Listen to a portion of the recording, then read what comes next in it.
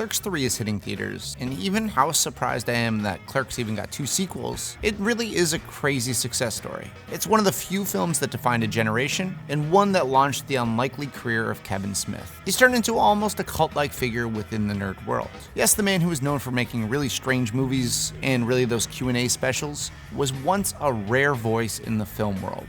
His first film, Clerks, was unlike anything audiences had ever seen before. But in the day of today, where everything is getting remade, what would Clerks look like if it took place in the 2020s? So we're going to take a look at these iconic characters and who could play them today. So today we're recasting Randall, Dante, and Jay and Silent Bob. So let's recast Clerks for today. Now, Clerks, of course, is a product of its time, so it only makes sense we'd want to modernize it just a little bit with these characters. While Randall and Dante still kind of work, I think Jay and Silent Bob could use a little bit more flavor of the 2020s. But first, let's start with my favorite character when I first saw this film, Randall. While Randall and Dante's acting in the first one wasn't really world class, I really felt like Randall had something. I mean, he's egotistical, he loves the sound of his own voice, and he just really goes off about anything and everything. I want someone who has that voice, can really do his own thing, but also play into what's happening today. He needs that little bit of an ego, but still tiptoe that while being likable. I feel like Thomas Mann is a perfect choice for this. I loved him in Me, Earl, and the Dying Girl, and I feel like his high school mentality, as well as that little bit of man-child, would play perfectly into this. I wish I had that many pillows. So, ask your parents for some. No, they'd be suspicious or something. What, that you'd sleep all the time? No, they'd probably assume I was gonna masturbate all over them. They just have some gross ideas about me. But that's on them. They're always getting sexy pillows. This is a nice pillow. This pillow's a dude, obviously, but it reminds me of this pillow we used to have named Francesca. Anyway, Francesca we had to eventually give away because in the end that whole situation was just a real problem. It was a mess. I can see him on the counter just debating film and really complaining about every single client who enters the shop. So Thomas Mann as Randall. Next up, let's do Dante. Now, Dante is kind of, let's be honest, a little bit of a loser. He's a complainer, someone who really hits that a little bit of annoyance vibe. He's definitely respectful and more polite than Randall is, and plays by the rules, but he can be coerced into doing the wrong thing.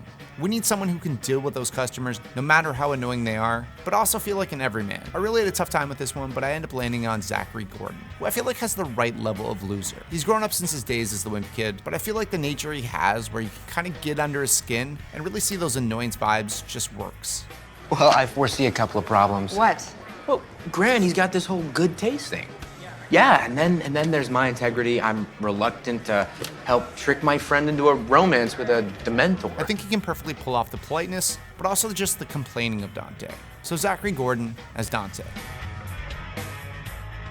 Next up, let's do Jay and Silent Bob. Of course, one is Kevin Smith, but he just kind of grabbed his friend and did some weird stuff in front of the camera, and they turned into pop culture icons. First up, let's do Jay. Now, I think Jay kind of needs an actor to just be himself. Jason Mewes did his own thing, and I think it works perfectly. So rather than just mimicking what Jason Mewes would do, I'd rather a reinterpretation. Someone who has that little bit of drug dealer attitude, who's a dropout, but almost a little bit angry and dismissive of the world. I think it'd be really interesting to see Pete Davidson in this role.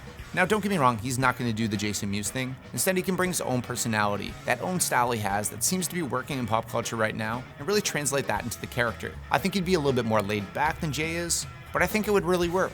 Hey, you want a hot dog? Oh, no, I can't. I have Crohn's. What's that? It's like when the lining of your stomach is all messed up, so it makes you shit all the time.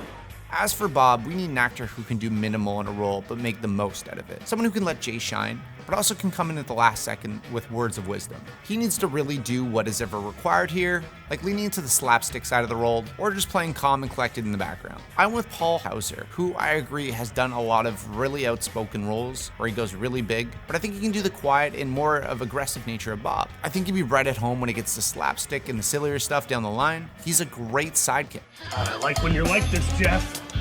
You're not gonna let her get the last word, man. No way.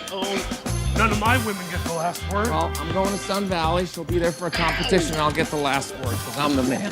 We're the man. He likes to play that weird role, and I think he'd work well as Silent Bob. So Pete Davidson and Paul Hauser as Jay and Silent Bob. So there is my cast for Clerks. Was this one fun? Did you enjoy this? Do you want me to follow releases of films coming up like this one? Let me know in the comments below. As always though, thank you so much for watching. Please subscribe, and I'll see you in the next video.